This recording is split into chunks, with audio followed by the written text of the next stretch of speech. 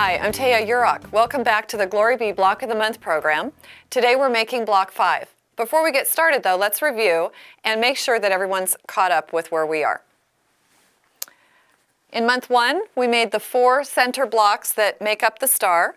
In month 2, we made the half square triangles that surround the star. And some of you made pillowcases so that you have gift wrap for the quilt that you're going to be making to give away. In month 3, we made our chain that goes all the way around the center.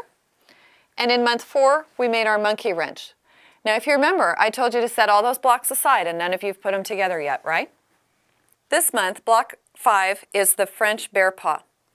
And it's made up of the pieces that are shown here on our board. And you'll want to check your pattern so that you get the right fabric in the right place, whether you're doing the Lexington quilt or color kazoo. We have, for the Lexington quilt, fussy cut the center square, and then we've cut our strips. Now, one of the helpful hints I want to give you is that most times patterns will call for an exact size strip to be put next to a block. What I like to do is leave my strips long, and I'm going to show you how to put those on and square them up after you've put them on. We're going to add another set of strips, and then we're going to make our half square triangles, which we've already shown you how to do in previous months, but we'll do a quick review. Let me show you how to put the strips on the center. We're just going to put these in our machine. What you want to do is have your strip overlap both sides. You're going to have your strip overlap both sides just a little bit. And we're going to sew a scant 1/4 inch seam. A scant 1/4 inch seam makes sure that when you press it open, that your seam allowance actually allows the block to be as big as you need it to be. Now we're going to press this open. And before we sew our next piece on, we're going to square it up to the block size that we have. You just line up, as we've done in the past, you line up a horizontal line on the seam allowance, and then we're just going to trim that even with our block. We're going to turn it over and do the same thing. Line up a horizontal line on your ruler with the edge there, and square that off. Now our block is perfectly square and even on the side. And we can add our next piece of fabric. And it's the same thing. We're going to make sure that we have a little bit of fabric hanging over both sides. I'm going to place it in my machine. And I'm going to sew a scant 1/4 inch.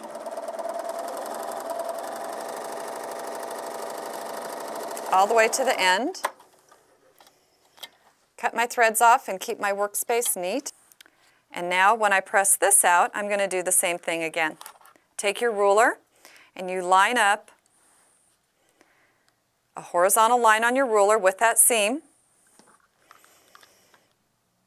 We're going to trim this side off and then turn our block around and trim the other side off. Now the fun thing about doing this block, the French bear paw, it's almost like starting a log cabin. This is how you do a log cabin block, except you would have it go around all 4 sides. What we're going to do on our next round is we're going to add a piece of fabric, a strip of fabric, and you want to note that it's going to go across the seam.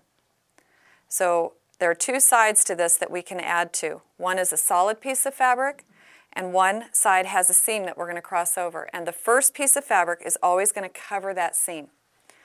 So we're going to do the same thing we did before. We're going to have a little bit of fabric on both sides. And then we put it into our machine and we sew a scant 1/4 inch seam.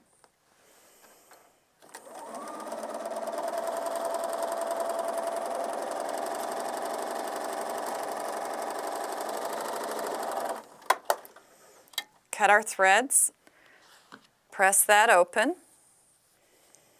and I'm going to use my ruler to square it up. I put a horizontal line across the block, the seam that we just sewed, turn it around and trim the other side.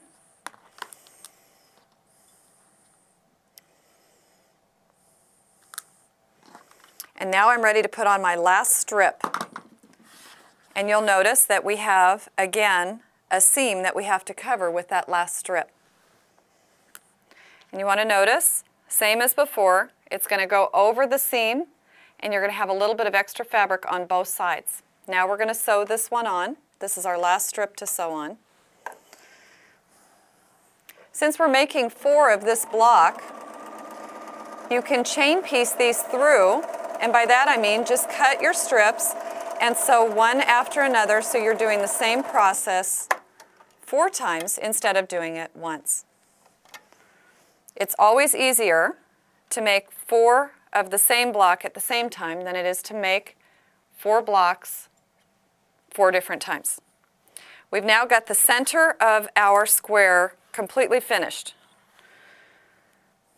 Same thing as before, horizontal line across the seam, and we're going to trim that up, turn our block around, trim the other side. Horizontal line across the seam, trim your block, and there it is. That's all it takes to make the center of that block. When we do our half square triangles, we've already sewn these, but I just want to explain it to you one more time. When we do our half square triangles, we're going to take 2 squares of fabric, draw a line down the center, sew a 1/4 inch from on either side of that line. So we're going to sew 2 seams, one seam that goes down one side and one seam that goes down the other side, a 1/4 inch, just a little bit less than a 1/4 inch from this line, cut it apart and open it up and square your blocks up. You're going to put these together, put 2 of these together and attach them to your center block. Then we're going to put these 3 together and attach them to the center block, and your block will be done. That's month 5. We're going to make 4 of these, and you're going to set them aside along with the blocks from month 1 through 4. With block 5 done, we're halfway through. Congratulations, happy quilting, and we'll see you next month.